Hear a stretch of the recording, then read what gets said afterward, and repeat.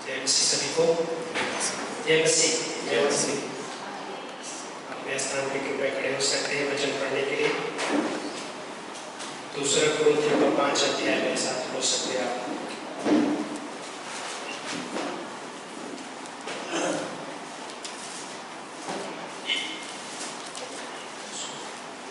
दूसरा कुरिन्थियों का 5 अध्याय वचन नंबर 17 से। इसलिए यदि कोई मसीह में है तो वो नई सृष्टि है, पुरानी बातें बीत गई, देखो नई बातें आ गई है। अब ये सब बातें परमेश्वर की ओर से हैं, जिसने मसीह के द्वारा हमारा मेल अपने साथ कर लिया और हमें मेल मिलाप की सेवा दी है। अर्थात परमेश्वर लोगों के अपराधों का दोष उन पर न लगाते हुए मसीह में जगत का मेल मिलाप अपने साथ कर रहा था और उसने हमें मेल मिलाप का वचन सौंप दिया। प्रार्थना करते हैं। प्यारे पिता परमेश्वर, धन्यवाद करते लॉर्ड इस दिन के लिए, इस समय के लिए लॉर्ड। और प्रभु हम मांगते प्रभु खासकर इस समय इस पोर्शन को प्रभु हम आपके हाथों में सौंपते हैं। ब्लेस कीजिए, अनॉइंट कीजिए हर एक हिस्से को परमेश्वर। प्रभु इस भवन में हर एक व्यक्ति प्रभु आपके संतान है परमेश्वर, और आप अपने संतान को प्रभु उस अनंत के प्रेम से प्रेम किए हैं प्रभु। और प्रभु आपके उस अद्भुत अनुग्रह से प्रभु आपने हर किसी को यहाँ पे रखा है परमेश्वर। और प्रभु आप हर एक को जानते हैं परमेश्वर क्या ज़रूरत है, और इसी को मांगते हैं प्रभु। टच कीजिए हर किसी के जीवन को लॉर्ड। धन्यवाद करते हैं, ब्लेस कीजिए हर किसी को प्रभु। यीशु मसीह के नाम से प्रार्थना मांगते हैं, आमीन। बैठ सकते हैं आप सभी।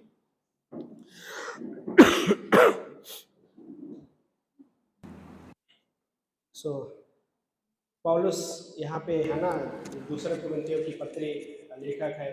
और पौलुस का जो एक पर्सनल है ना हिस्सा है इसमें दूसरे कुरिन्थियों की पत्री में। और पहला कुरिन्थियों की पत्री में है तो बहुत सारा चीज़ें हैं उसमें, लेकिन दूसरा कुरिन्थियों का पत्री जब लिख रहा है तो उसमें एक व्यक्तिगत हिस्सा है, उसका प्रेम का हिस्सा और भी चीज़ें। यहाँ पे पहले हिस्से में जो हिस्सा जिसने जैसे कहा कि यदि कोई यीशु मसीह में है तो नई सृष्टि है, पुरानी बातें बीत गई। और देन वचन 18 में जो है एक सेंटेंस बहुत अद्भुत कि इस तरीके से बोलता है कि अब ये सब बातें परमेश्वर की ओर से। किसकी ओर से है? परमेश्वर की ओर से है सब बातें। तो सब बातों में क्या आ गया? और उसी को जैसे पहले 17 में कहा कि जो मसीह में है वो नई सृष्टि है, और उसको जोड़ देते हुए पौलुस इस बात पे आ रहा है, और वो ये है कि ये सब बातें परमेश्वर की ओर से। और देन अगला शब्द ये आता है वचन नंबर 19 में, और वो इस तरीके से है कि अर्थात परमेश्वर लोगों के अपराध का दोष उन पर न लगाते। सो ये भी हिस्सा कि परमेश्वर जो मनुष्य जाति पे जो उनका अपराध का, उनके पाप का जो हिस्सा है, अपराध का दोष मनुष्यों पे न लगाते हुए किस पे लगाया? उसने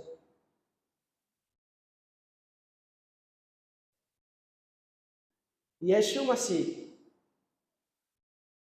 और ये भी किसकी ओर से है? परमेश्वर की ओर से।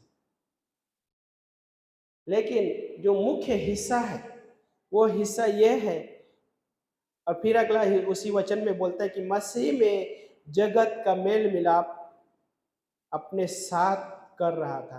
तो कौन मेल मिलाप अपने साथ कर रहा था? परमेश्वर पिता मसीह में जो जगत का मेल मिलाप कर रहा था। पहला हिस्सा लाइक हर एक मनुष्य का जो अपराधों का जो दोष न लगाते हुए मसीह में हर किसी का मेल मिलाप कर रहा था।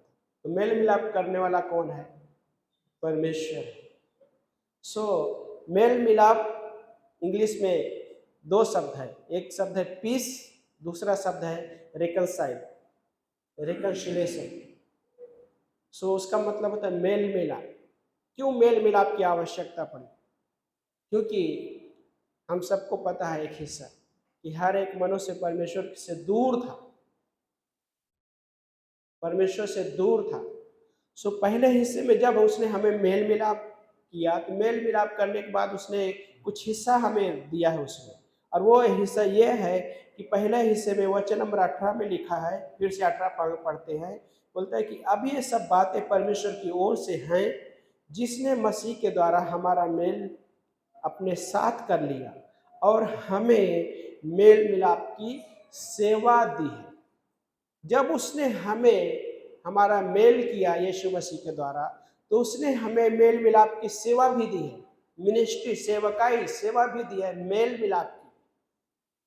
सो क्यों गॉड ये चाहता है कि हमें उसने मेल मिलाप की सेवा देने के लिए?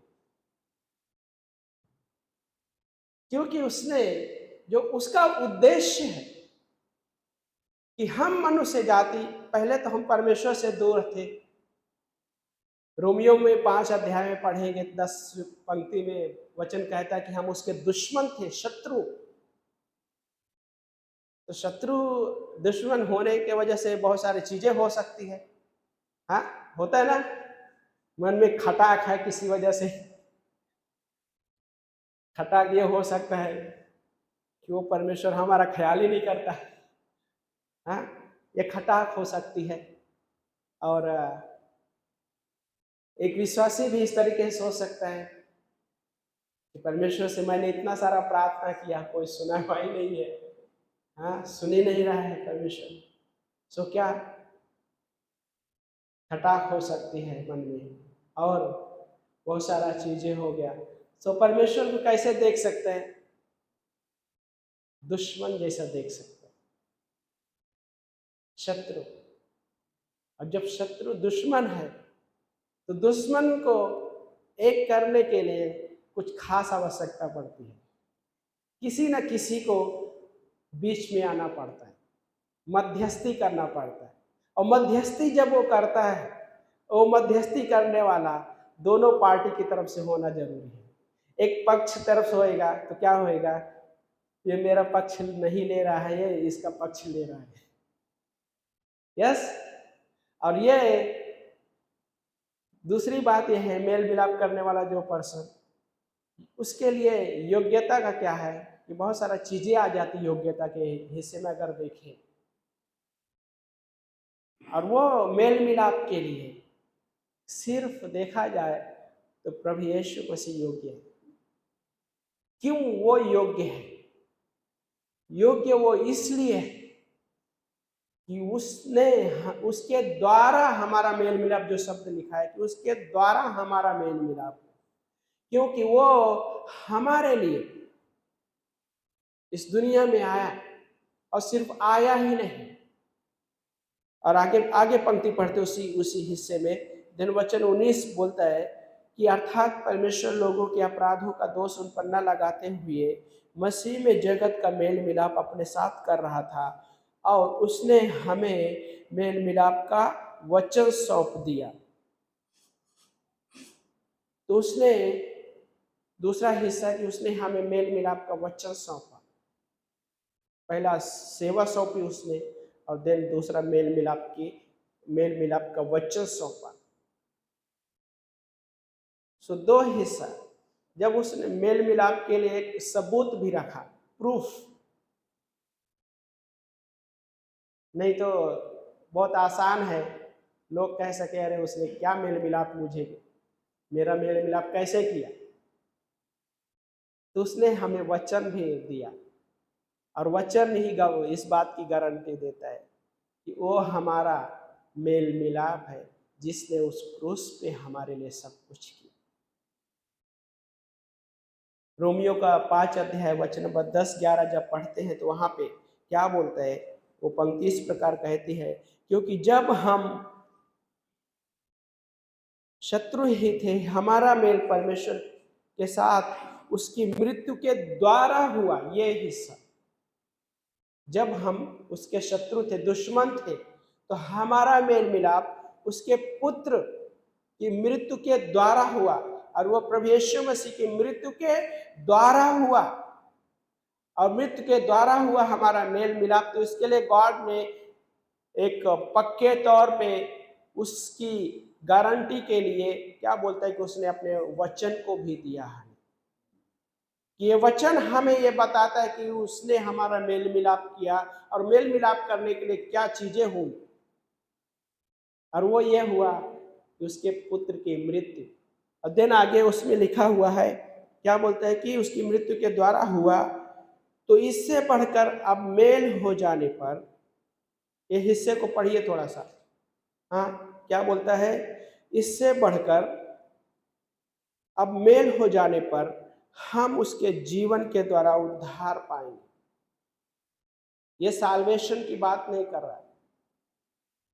साल्वेशन जब हम विश्वास किए तो हमारा उस समय साल्वेशन हुआ, लेकिन मेल मिलाप उसमें भी इवन आ भी जाते हैं उद्धार का। लेकिन कहने का मतलब पौलुस कुछ चीजें और बताना चाह रहा है, और वो ये है कि बोलते हैं कि जब उसकी मृत्यु के द्वारा हुआ तो इससे बढ़कर, अब सोचने जैसा कि इससे बढ़कर अब बहुत सारी चीजें आ गई उसमें, हमारा मेल हो जाने पर उसके द्वारा हम क्या है हमारे लाइफ में, उसके द्वारा कि हमारा क्या बोलते हैं कि उसके जीवन के द्वारा उद्धार पाएंगे।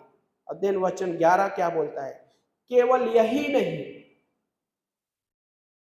कि जीवन के द्वारा उद्धार पाएंगे, मतलब कि केवल सिर्फ यही नहीं, आगे भी और भी है। बोलता है कि परंतु हम परमेश्वर में अपने प्रभु यीशु मसीह के द्वारा आनंदित होते हैं।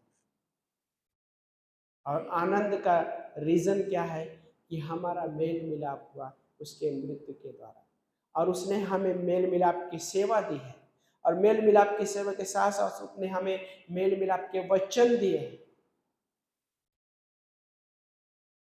और मेल मिलाप में बहुत साधारण हिस्सा नहीं, बहुत बड़ा हिस्सा है। पुराने नियम में जब परमेश्वर ने जब कोई भी यहूदी लोग वाचा बांधते थे तो उस वाचा के लिए लहू बहाया जाता था, और लहू बहाया जाता था तो क्या होता, दो पार्टी है और दो पार्टी के बीच में क्या होता कि जब लहू बहाया जाएगा तो दोनों पार्टी उस लहू, वो जानवर काटा जाए या पक्षी काटा जाए, तो क्या होता था, उसके बीच से गुजरना पड़ता था। सोचिए थोड़ी देर के लिए कि आप वाचा बांध रहे हैं और आपके सामने एक लहूलुहान जानवर ले लीजिए या पक्षी ले लीजिए, आपके सामने आपका मेल मिलाप के लिए, सोचिए थोड़ी देर के लिए, हाँ, कि मेरे लिए कि मैंने वाचा बांधा है और मैं इसके ऊपर से मैं गुजर रहा हूं, और दोनों पार्टी को क्या करना पड़ता था, उसके ऊपर से गुजरना पड़ता था। गुजरने के उसका मतलब क्या था कि यदि कोई भी इस वाचा को तोड़ेगा तो क्या होगा, उसका भी यही हाल है। तो मतलब क्या क्या लगता है इस हिस्से से, साधारण नहीं था।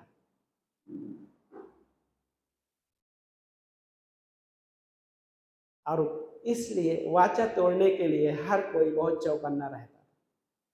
यदि मैं वाचा तोड़ दूंगा तो ये पक्षी, मतलब वो लहू बहाया गया जानवर हो या पक्षी हो, लहू तो लहू है, हर किसी का सेम, कहने का मतलब वैल्यू उतना ही है, भले ही वैल्यू ना समझा जाए लेकिन वैल्यू उतना ही है। लेकिन प्रभु यीशु मसीह के लहू का वैल्यू बहुत बहुत ज्यादा है। सो परमेश्वर ने जब हमारे साथ वाचा बांधी, हमारा मेल मिलाप करने के लिए क्या हुआ, अपने पुत्र का लहू बहने दिया। इब्रानी में एक जगह लिखा है, आई थिंक 5 अध्याय 7 अध्याय में, वहां पे बोलता है कि परमेश्वर ने अपने से बड़ा किसी को नहीं पाया कि उसकी शपथ खाए, तो परमेश्वर ने स्वयं अपनी शपथ खाई। क्यों अपनी शपथ खाई?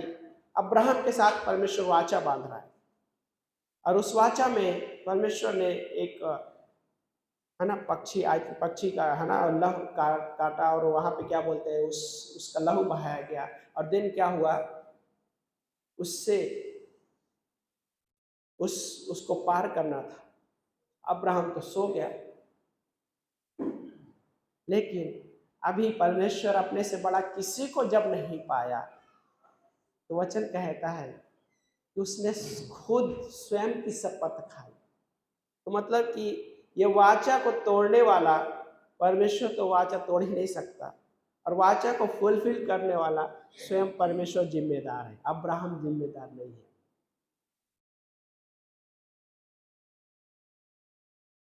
लेकिन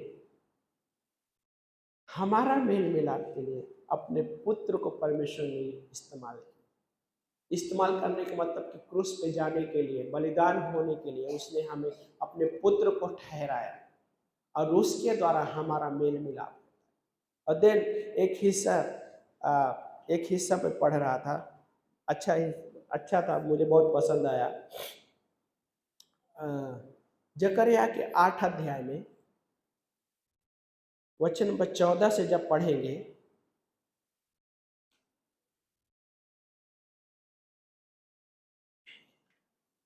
जकरिया का 8 अध्याय, कोई एक जन खोलिए अपना बाइबल और पढ़िए कोई। जकरिया का 8 अध्याय वचन नंबर 14। क्योंकि सेनाओं का यहोवा यूं कहता है, जिस प्रकार जब तुम्हारे पुरखा मुझे रिस दिलाते थे, तब मैंने उनकी हानि करने की ठान ली थी और फिर ना पछताया। है ना। तो यहाँ पे क्या बोलता है कि जिस प्रकार तुम्हारे पूर्वज क्या है कि मुझे रिस दिला, मतलब मुझे क्रोध दिलाया। परमेश्वर बोलता है कि तुम्हारे पूर्वजों ने मुझे क्रोध दिलाया, तो मैं उनकी हानि करने के लिए ठान लिया, मतलब पीछे नहीं हटा। और परमेश्वर ने किया भी।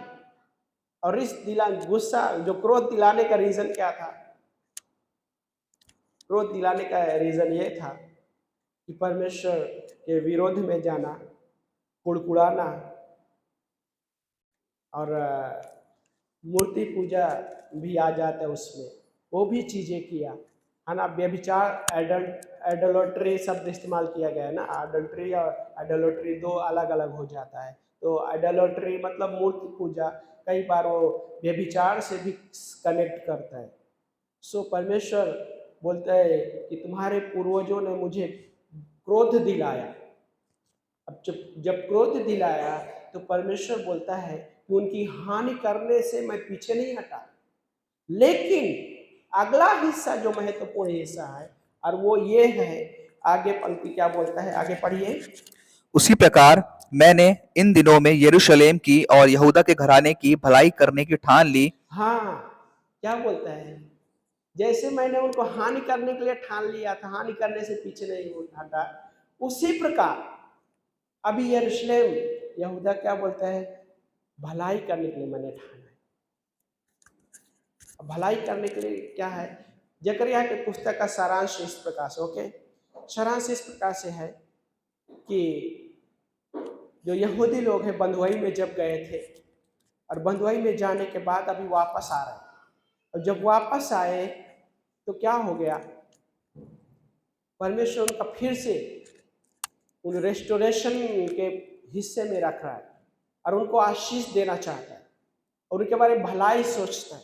लेकिन उससे वो चीज़ों को याद भी दिला रहा है, किस चीज़ों को, किस वजह से बंधुआई में गए, उस हिस्से को गॉड याद दिला रहा है। अब बंधुआई में जाने का रीज़न ये था कि परमेश्वर के जो लोग थे, यहूदी इजरायली लोग थे, वो क्या था कि परमेश्वर के विरोध में गए। परमेश्वर के विरोध में गए जाने का क्या चीज़ हो सकता है कि परमेश्वर के विरोध में जाना मतलब अन्य जाति के देवताओं को आराधना किया, मूर्ति पूजा किया, परमेश्वर के खिलाफ गए, बगावत किए, बहुत सारी चीज़ें, और इस वजह से बंधुआई में। अब बंधुआई में जाने के बाद जब वो वापसी आ रहे हैं, तो वो हिस्सा ये है। और देन इसका सारांश वही है। तो क्या बोलता है कि ये अभी परमेश्वर बोलता है जिस प्रकार मैंने उस वजह से हानि ठानी थी जब क्रोध दिला, लेकिन अभी मैं उनके लिए भलाई सोचता हूं। आगे पढ़िए उस पंक्ति को। जो जो काम भलाई करने की ठान ली और इसलिए मत डरो। जो जो काम तुम्हें करना चाहिए वे ये है, एक दूसरे के साथ सत्य बोला करना। हाँ, एक मिनट, यहाँ पे थोड़ा गौर करने जैसा है।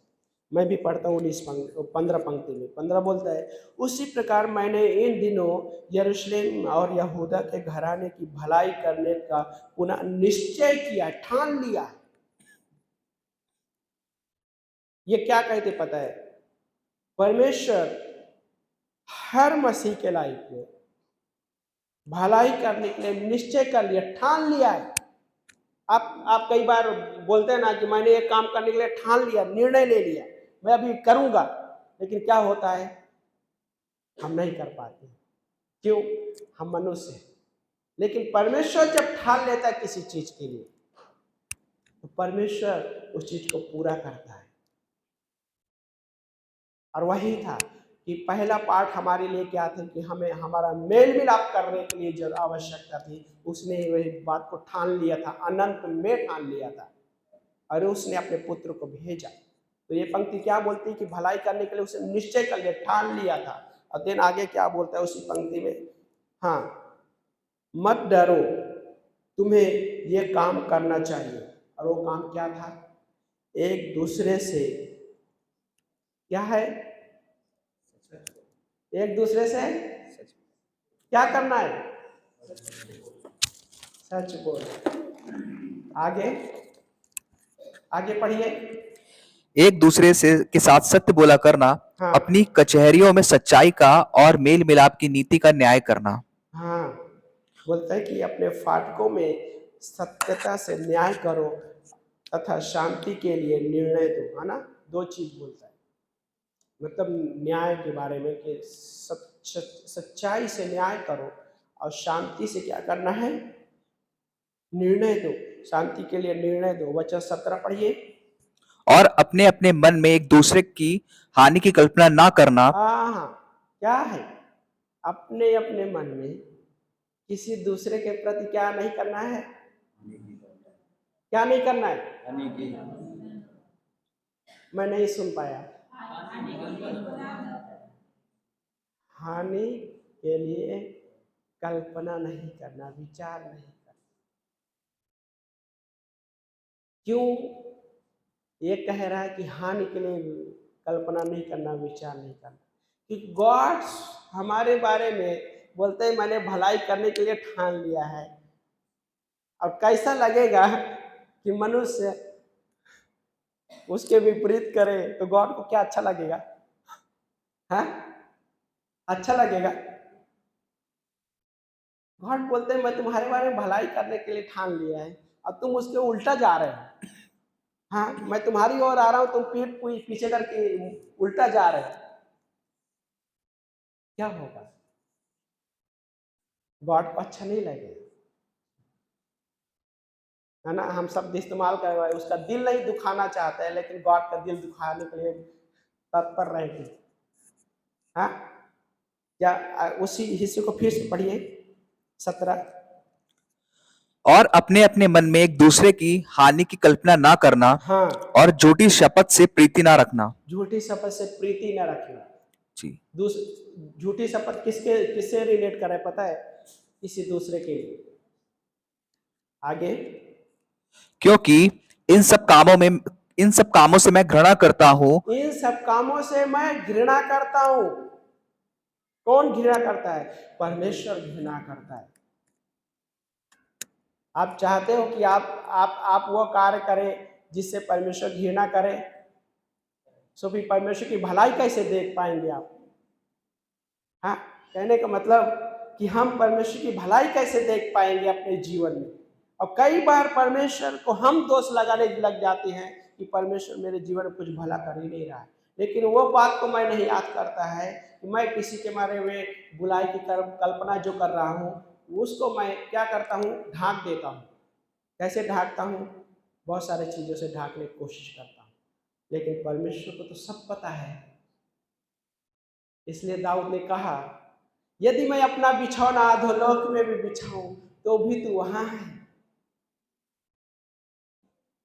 अधोलोक में भी बिछौना बिछाऊं तो भी तू वहां है। तेरी उपस्थिति से मैं भागकर कहाँ जाऊं? जहां भी जाऊंगा तू वहां है। सो परमेश्वर तो सब कुछ पता है, लेकिन परमेश्वर क्या इन चीजों से प्रसन्न होगा यदि आप किसी के प्रति बुराई की कल्पना कर रहे हैं? सो एक मसीह होने के नाते हर मसीह के लिए है कि किसी के प्रति अपने मन में यह हिस्सा ना रखना। यदि मैं अपने मन में हिस्सा रख रहा हूं तो मैं परमेश्वर की भलाई को कभी नहीं देख पाऊंगा। और परमेश्वर की भलाई में क्या चीजें आ जाती है, कई बार हम अच्छे चीजों को ही लेते हैं, कई बार परमेश्वर की भलाई में, लेकिन परमेश्वर की भलाई में बहुत सारा चीजें आ जाती है, आप और हम उसकी गिनती भी नहीं कर सकते हैं। परमेश्वर हमारे प्रति इतना भलाई सोचता है। अगर उसने अपने हमारे प्रति अपनी भलाई नहीं सोचता तो अपने पुत्र को क्रूस पे बलिदान नहीं करता, वो अपने पुत्र को मरने के लिए इस दुनिया में नहीं सौंपता, लेकिन उसने अपने पुत्र को हमारे लिए सौंप दिया, दे दिया उसने। एक पंक्ति है इफिसियों का अध्याय 1:7 में, क्या कहता है? पढ़िए एक जन कोई, इफिसियों 1:7।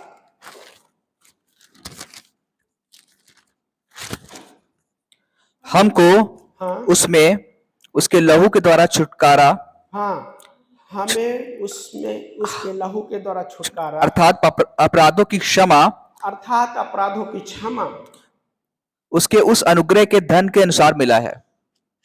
क्या हुआ?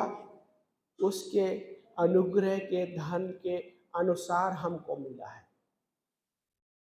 उसके अनुग्रह के धन के अनुसार हमें मिला, और उसमें क्या चीजें आ गई? लहू के द्वारा छुटकारा, अर्थात हमारे अपराधों की क्षमा में। देन गॉड एक हिस्सा इस प्रकार से, हाँ क्या बोलता है? क्योंकि उसके बलिदान और मध्यस्थता उसके योग्यता और आत्मा के द्वारा आशीष से जो प्राप्त होती है। मतलब यीशु मसीह जब ये सारा चीजें हमारे लाइफ में मिला तो उसमें क्या चीज आया? क्योंकि उसका जो बलिदान, जो क्या बोलते हैं, पूरी तरीके से बलिदान हुआ जो हमारे संपूर्ण, और देन उसके बाद जो हमारे लिए वो मध्यस्थता है, उसकी बिचवई है, मेल मिलाप करने के लिए जो उसने हमारे लिए मध्यस्थ बना, वह हमारे लिए आशीष का हिस्सा है। क्योंकि हमारे बीच में कोई बिचवाई था ही नहीं सिवाय यीशु मसीह के। अय्यूब का अध्याय 9:33 पंक्ति पढ़िए एक जन कोई। अय्यूब 9:33, जल्दी जल्दी खोलिए बाइबल। अय्यूब 9:33। हम दोनों के बीच में कोई बिचवई नहीं है। हाँ, क्या बोल रहा है अय्यूब? अय्यूब बोल रहा है हम दोनों के बीच में कोई बिचवई नहीं है, कोई मध्यस्थी करने वाला नहीं, कोई मेडिएटर नहीं है। आगे, जो हम दोनों पर अपना हाथ रखे, जो हम दोनों पे अपना हाथ रखे। कोई बिचवाई नहीं है, लेकिन हमारे लिए बिचवाई मध्यस्थ करने वाला यीशु मसीह। क्योंकि हम दुश्मन थे, हम शत्रु थे उसके, हम किसी भी एंगल से उसको प्रसन्न करने के लायक भी नहीं थे। हम जो भी कुछ करने जाते थे उल्टा ही करते थे, जो परमेश्वर सोचता था उसके उल्टा ही करते थे, लेकिन हमारे लिए वो बिचवाई में बीच में खड़ा हुआ प्रभु यीशु मसीह। लेकिन अय्यूब बोलता है कि हम दोनों पे हाथ रखने वाला कोई नहीं था, कोई बिचवाई नहीं थी, लेकिन यीशु मसीह हमारा मेल मिलाप ठहरा, वो हमें धार्मिक ठहराने के लिए वो योग्य था। वापस आते कुरिन्थियों में, दूसरा कुरिन्थियों 5 में वापस आते हैं। थोड़ा सा धीरज रखिए, जल्दी खत्म करेंगे, समय नहीं लेंगे, ताकि क्योंकि मेरा भी गला लगता है साथ नहीं दे रहा है। दूसरा कुरिन्थियों को 5 अध्याय वचन नंबर 20 में, 20 क्या कहता है? इसलिए हम मसीह के राजदूत हैं। वाह, ये अद्भुत हिस्सा है ना। हाँ, हम मसीह के राजदूत हैं। इसलिए क्योंकि उसने हमारा मेल मिलाप कर दिया और उसने हमें एक राजदूत के जैसे सौंपा है, हमें योग्य ठहरा दिया। राजदूत का काम क्या होता है, कोई एक्सप्लेन करेगा? एम्बेसडर जो होता है, तो रिप्रेजेंट करते हैं नेशन। नेशन को प्रेजेंट करता है। सो नेशन को प्रेजेंट करने के लिए क्या करना पड़ेगा? क्या उसको क्या बोलना, उसको कार्य क्या होता है? नेशन को प्रेजेंट करते तो नहीं, ये बहुत खराब नेशन है, कोई भी अच्छा है। कई बार हो भी सकता है, वो बोल सकता है, लेकिन अगर एक मसीह के अगर राजदूत जो उसने हमें ठहराया है, अगर उस तरह उस दृष्टि से देखे तो परमेश्वर की ओर से एक भी हिस्सा ऐसा नहीं है जो मनुष्य के पक्ष में ना हो, मनुष्य के अच्छाई के लिए ना हो।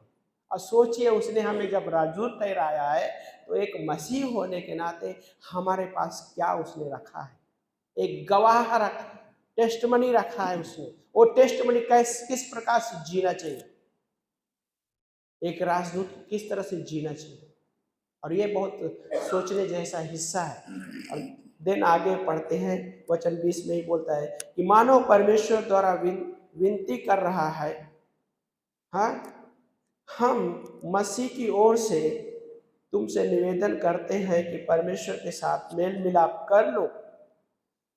जो पाप से अनजान था उसी को हमारे लिए पाप ठहराया कि हम उसमें परमेश्वर की धार्मिकता बन जाए, उसमें परमेश्वर की धार्मिकता बन जाए। इसमें यीशु मसीह में, क्योंकि वो पाप से अनजान था लेकिन हमारे लिए वो पाप बना। हमाटियो शब्द है पाप का ग्रीक भाषा में। हमाटियो का मतलब ये होता है कि हमाटिया निशाने से चूक जाना, जो कि हम सब चूक गए थे। हाँ, चूकने का मतलब क्या कि परमेश्वर की आज्ञा के प्रति जैसा चलना चाहिए था हम में कोई योग्यता नहीं थी, क्योंकि हम तो दुश्मन थे, तो हम सुनेंगे ही नहीं, है ना? जो परमेश्वर कहेगा उसके विपरीत ही जाएंगे। तो निशाने से चूकने का मतलब वो क्या बोलता है, पाप का मतलब ये होता है, कई बार लोग पाप की परिभाषा देते हैं, छोटा पाप, बड़ा पाप, सूखा पाप, गीला पाप, हाँ, सफेद पाप, काला पाप। बट वैसा नहीं है। पाप का मतलब ये होता है कि परमेश्वर के खिलाफ हर एक कार्य और हर एक सोच विचार जो परमेश्वर के विरोध में है, और वो है पाप। यीशु मसीह ने सुसमाचार की पुस्तक बहुत अद्भुत तरीके से उसको बढ़ा के रखा। यीशु मसीह ने कहा कि तुमने सुना है हत्या नहीं करना, अच्छी बात है, ओके सुना है, ठीक है, लेकिन यीशु मसीह ने कहा क्या कहा? यदि तुमने किसी के प्रति क्रोध कर दिया तो मर्डर से भी बढ़कर है, हत्या से। आप हत्या करने के लिए आप पालन करते हो। चलो अभी मैं और चीजें बताना चाहता हूँ। यदि तुमने क्रोध कर दिया तो क्या? आपने मर्डर कर दिया। देन व्यभिचार करने का पाप, यीशु मसीह बोलता है व्यभिचार नहीं करना, व्यवस्था में लिखा है, लेकिन क्या बोलता है? यदि तुमने किसी महिला को बुरी दृष्टि से सोचा, बुरे विचार से तुमने अपने मन में क्या किया? व्यभिचार कर दिया। क्या हो गया? यीशु मसीह ने उसको और ब्रॉड कर दिया, क्लियर कर दिया। मतलब ऐसा लगता है कि यीशु मसीह नए नियम में व्यवस्था को और बढ़ा दिया।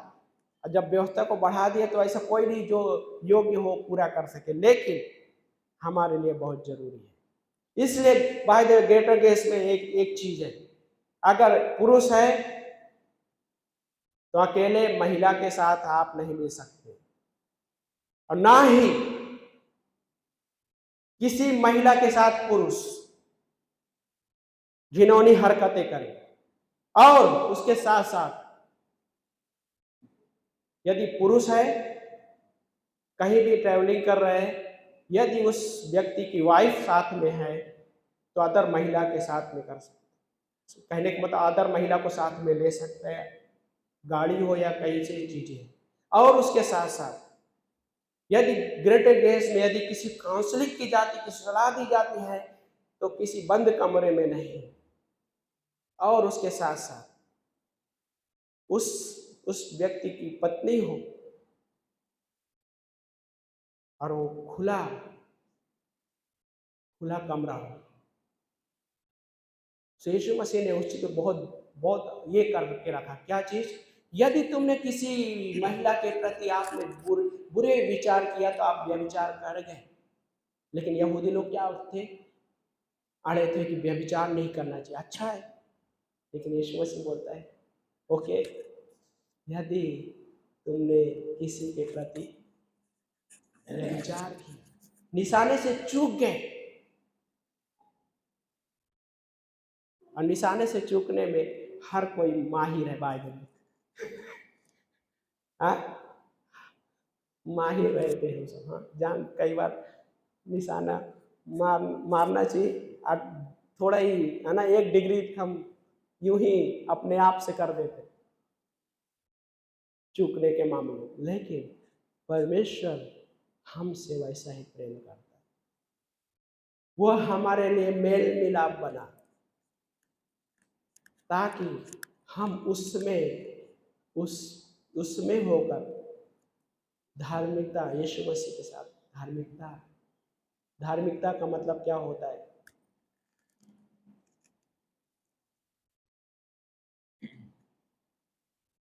हम धर्मी तो ठहराए गए,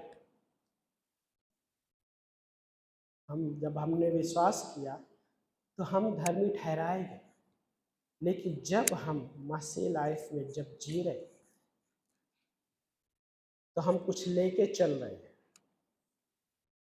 और वो है परमेश्वर की धार्मिकता को लेके चल रहे। उसने हमें धार्मिकता के कपड़े पहनाए तो हम उसकी पहचान लेके चल रहे हैं।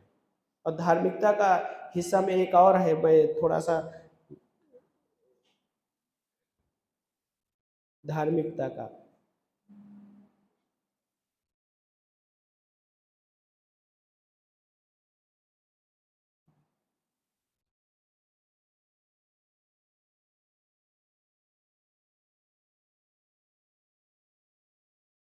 धार्मिकता क्या बोलते हैं उसके बारे में कि हम क्या बोलते हैं कि अभी हम एक्सेप्टेबल, मतलब कि हम परमेश्वर को स्वीकार करने के योग्य हमको उसने बना दिया, एक्सेप्ट करने के योग्य बना दिया उसने। और हिस्सा क्या बोलता है कि हम हमारे लिए कि परमेश्वर ने बहुत सारा चीजें रखा कि परमेश्वर तो पहले हम हमारे जीवन में ऐसा कोई भी हिस्सा नहीं था कि हम परमेश्वर को स्वीकार करने जैसे हो। लेकिन उसने हमें यीशु मसीह के द्वारा स्वीकार किया, क्योंकि उसने अपने पुत्र को क्या किया? पाप ठहरा दिया। और अभी हम यीशु मसीह के द्वारा स्वीकार किए जा रहे हैं। और एक चीज इस तरह से बोलता है, पिता और पुत्र के बीच में ना तो कोई क्या बोलता है कि ना तो पुत्र को किसी के मध्यस्थता की आवश्यकता पड़ी और ना पिता को मध्यस्थता की आवश्यकता पड़ी। ये कहने का मतलब जब यीशु मसीह क्रूस पे थे, सारी इंसानी जाति का पाप यीशु मसीह के पास ऊपर था, थोपा गया था, थोपी गई कि धार्मिकता जो डॉक्ट्रिनल क्या बोलता है, 3 प्रकार का थोपा जाना है। सारे मनुष्य जाति पे आदम के द्वारा जो पाप किया गया थोपा गया। आदम का पाप सारे मनुष्य जाति पे थोपा गया। और देन दूसरा, सारे मनुष्य जाति के पाप यीशु मसीह पर थोपा गया। और जब यीशु मसीह पे जब कोई विश्वास करता है तो यीशु मसीह की जो धार्मिकता वो मनुष्य पे थोपी जाती है। और वही है कि हम जब हमने विश्वास किया तो उसकी धार्मिकता हम पे लागू हो गई। और देन क्या बोलता है कि इस प्रकार से कि यीशु मसीह दोनों पक्षों को यीशु मसीह दोनों पक्षों का मित्र था। कैसे? पिता की तरफ से भी यीशु मसीह का योग कैसा रोल था? एक मित्र के रूप में और पुत्र के रूप में, लेकिन मनुष्य की ओर से भी एक मित्र के रूप में और उद्धारकर्ता के रूप में, और हमसे उसने उस तरीके से प्रेम किया। तो पिता से भी यीशु मसीह प्रेम कर रहा है और मनुष्य से भी यीशु मसीह प्रेम कर रहा है। दोनों पक्ष से उस तरीके से परमेश्वर खड़ा हुआ। सोचिए थोड़ी देर के लिए, एक पक्ष का मित्र है और दूसरे पक्ष का शत्रु है, तो कैसे मध्यस्थता कर पाएगा? हाँ, वो योग्य नहीं हो सकता। लेकिन यीशु मसीह पिता से भी प्रेम कर रहा है और मनुष्य से भी प्रेम कर रहा है, और वो इसलिए उसकी जो मध्यस्थता है हमारे लिए योग्य ठहरे। और योग्य ठहरने के लिए यीशु ने क्या किया? अपना संपूर्ण बलिदान किया क्रूस पे। उसने लहू बहाया और उसके साथ साथ उसने हमसे क्या बोलते हैं, असीमित प्रेम किया, अगापे प्रेम किया। उसने अगापे प्रेम को मतलब बिना शर्त का प्रेम किया।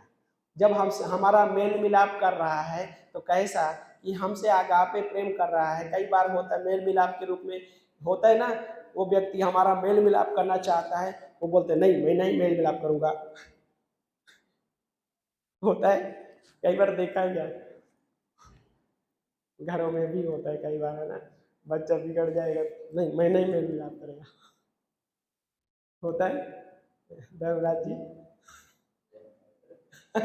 है ना, तो फिर पिता को खुश करने के लिए कुछ देना पड़ता है।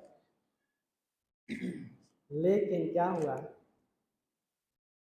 यीशु मसीह हमसे अगापे प्रेम किया। और आखिरी में ये है कि यीशु मसीह हर मनुष्यों से प्रेम करता है, और उतना ही प्रेम, जितना प्रेम उसने पिता से कर रहा है उतना ही प्रेम मनुष्य से कर रहा है। सेम, कोई बदलाव नहीं किया उसने।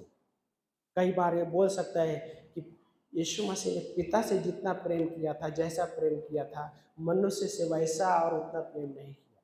परंतु वैसा नहीं है। जितना प्रेम उसने पिता से किया, जैसा प्रेम उसने पिता से किया, वैसा ही और उतना ही हमसे, हर एक मनुष्य से उसने प्रेम किया। और यही चीज योग्य ठहराती है कि वो हमारा मेल मिलाप बना। वो हमारे लिए पाप बनकर, क्या बोलते हैं, वो पाप से अनजान था लेकिन हमारे लिए वो पाप बन गया ताकि हम उसमें होकर परमेश्वर की धार्मिकता बन जाए। और उसने हमें मेल मिलाप की सेवा सौंपी और मेल मिलाप का वचन भी सौंपा। और जब हम मिनिस्ट्री में जी चल रहे, लाइक सेवा, यही कई बार इंसान सेवा करना चाहता है लेकिन मेल मिलाप नहीं करना चाहता है। परमेश्वर के पास भेंट लेकर आना चाहता है लेकिन मेल मिलाप नहीं करना चाहता। परमेश्वर का स्वीकार नहीं है। वो कहता है कई बार मैं परमेश्वर से प्रेम करता हूं, बस हो गया ना, बस हो गया। यीशु मसीह क्या बोला यूहन्ना में? ठीक है, यीशु मसीह बोलते हैं कि परमेश्वर को तुमने देखा ही नहीं। जिसको तुम देख रहे हो उससे प्रेम नहीं कर पा रहे हो, तो जिसको देखा नहीं तो उससे कैसे प्रेम कर पाओ? हाँ, यीशु मसीह ऐसा लगता है कि तलवार बेध रहे। हाँ, तो एक मसीह को भी परमेश्वर ने मेल मिलाप, जब हर मसीह को भी परमेश्वर ने मेल मिलाप कराया तो हमें मेल मिलाप की सेवा भी दी है। और मेल मिलाप की सेवा में हर विश्वासी के लिए यह है कि एक दूसरे को क्षमा करके मेल मिलाप करना सीखना बहुत जरूरी है। और यदि वो अपने मन में कड़वाहट लेके चल रहा है तो वो परमेश्वर की भलाई को नहीं देख पाएगा।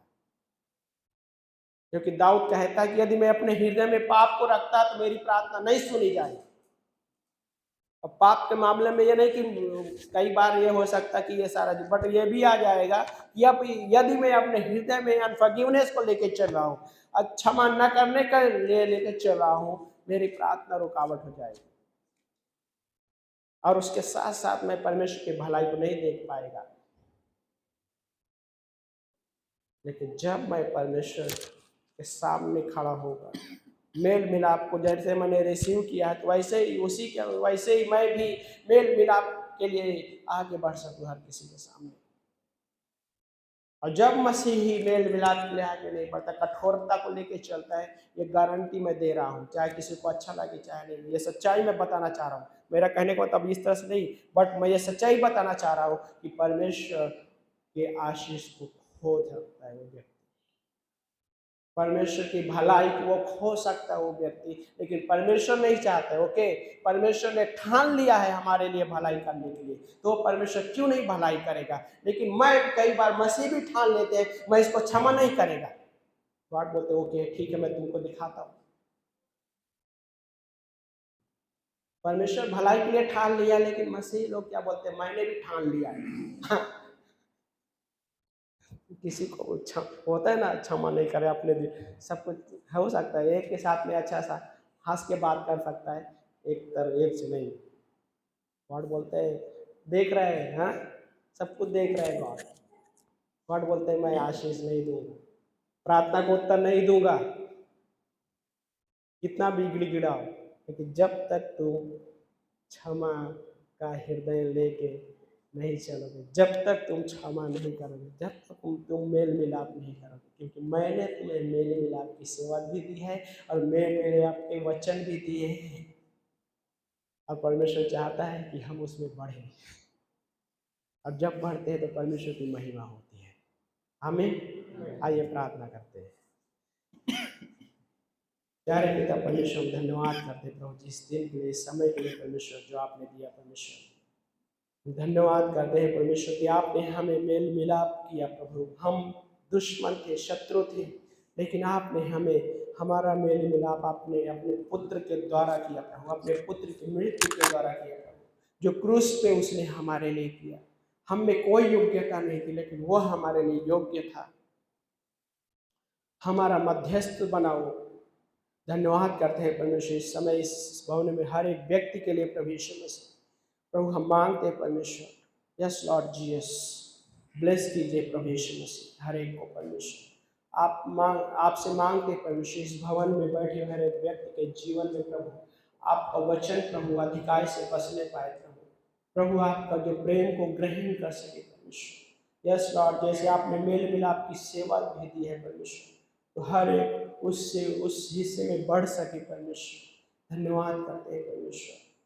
यस लॉर्ड, आपके नाम को महिमा देते हैं प्रभु। इस समय हम प्रार्थना करते हैं इस भवन में प्रभु, यदि कोई है जिन्हें चंगाई की आवश्यकता है प्रभु, आपका सामर्थ्य हाथ बढ़ाइए प्रभु और चंगाई दीजिए प्रभु यीशु मसीह।